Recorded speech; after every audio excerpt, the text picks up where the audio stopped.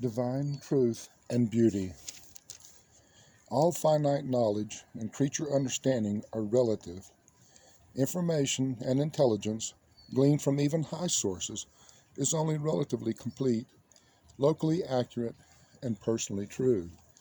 Physical facts are fairly uniform, but truth is a living and flexible factor in the philosophy of the universe. Evolving personalities are only partially wise and relatively true in their communications. They can be certain only as far as their personal experience extends. That which apparently may be wholly true in one place may be only relatively true in another segment of creation. Divine truth, final truth, is uniform and universal. But the story of things spiritual, as is told by numerous individuals hailing from various spheres, may sometimes vary in details owing to this relativity in the completeness of knowledge and in the repleteness of personal experience, as well as in the length and extent of that experience.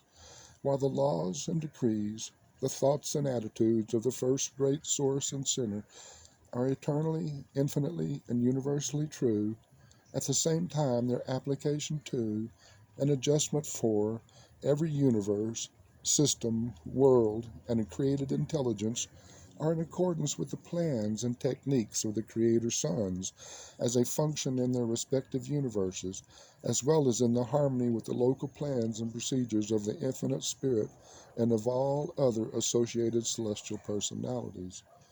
The false science of materialism would sentence mortal man to become an outcast in the universe. Such partial knowledge is potentially evil. It is knowledge composed of both good and evil. Truth is beautiful because it is both replete and symmetrical. When man searches for truth, he pursues the divinely real. Philosophers commit their gravest error when they are misled into the fallacy of abstraction, the practice of focusing the attention upon one aspect of reality, and then of pronouncing such an isolated aspect to be the whole truth. The wise philosopher will always look for the creative design which is behind and pre-existent to all universe phenomena. The creator thought invariably precedes creative action. Intellectual self-consciousness can discover the beauty of truth, its spiritual quality, not only by the philosophic consistency of its concepts, but more certainly and surely by the unerring response of the ever-present Spirit of truth. Happiness ensues from the recognition of truth because it can be acted out, it can be lived. Disappointment and sorrow attend upon error because, not being a reality, it cannot be realized and experienced. Divine truth is best known by its spiritual flavor. The eternal quest is for unification, for divine coherence. The far-flung physical universe coheres in the Isle of Paradise. The intellectual universe coheres in the God of mind, the conjoint actor.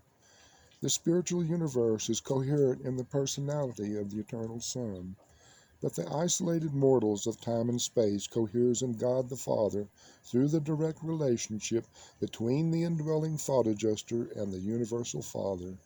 Man's adjuster is a fragment of God and everlastingly seeks for divine unification. It coheres with and in the paradise deity of the first source and center. The discernments of supreme beauty is a discovery and integration of reality. The discernment of the divine goodness and the eternal truth, that is ultimate beauty. Even the charm of human art consists in the harmony of its unity. The great mistake of the Hebrew religion was its failure to associate the goodness of God with the factual truths of science and the appealing beauty of art. As civilization progressed, and since religion continued to pursue the same unwise course of overemphasizing the goodness of God to the relative exclusion of truth and neglect of beauty, there developed an increasing tendency for certain types of men to turn away from the abstract and disassociated concepts of isolated goodness. The overstressed and isolated morality of modern religion, which fails to hold the devotion and loyalty of many 20th century men, would rehabilitate itself if, in addition to its moral mandates, it would give equal consideration to the truths of science, philosophy, and spiritual experience, and to the beauties of the physical creation, the charm of intellectual art, and the grandeur of genuine character achievement. The religious challenge of this age is to those far-seeing and forward-looking men and women of spiritual insight who will dare to construct a new and appealing philosophy of living out of the enlarged and exquisitely integrated modern concepts of cosmic truth, universe beauty, and divine goodness. Such a new and righteous vision of morality will attract all that is good in the mind of man and challenge that which is best in the human soul.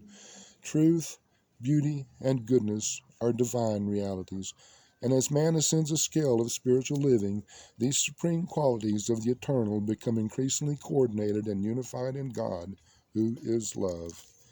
All truth, material, philosophic, or spiritual, is both beautiful and good. All real beauty, material art, or spiritual symmetry, is both true and good. All genuine goodness, whether personal morality, social equity, or divine ministry, is equally true and beautiful. Health, sanity, and happiness are integrations of truth, beauty, and goodness as they are blended in human experience. Such levels of efficient living come about through the unification of energy systems, idea systems, and spirit systems. Truth is coherent, beauty attractive, goodness stabilizing. And when these values of that which is real are coordinated in personality experience, the result is a high order of love, conditioned by wisdom and qualified by loyalty. The real purpose of all universe education is to effect the better coordination of the isolated child of the worlds with the larger realities of its expanding experiences. Reality is finite on the human level, infinite and eternal on the higher and divine levels. Thank you, Divine Counselor, for this reading.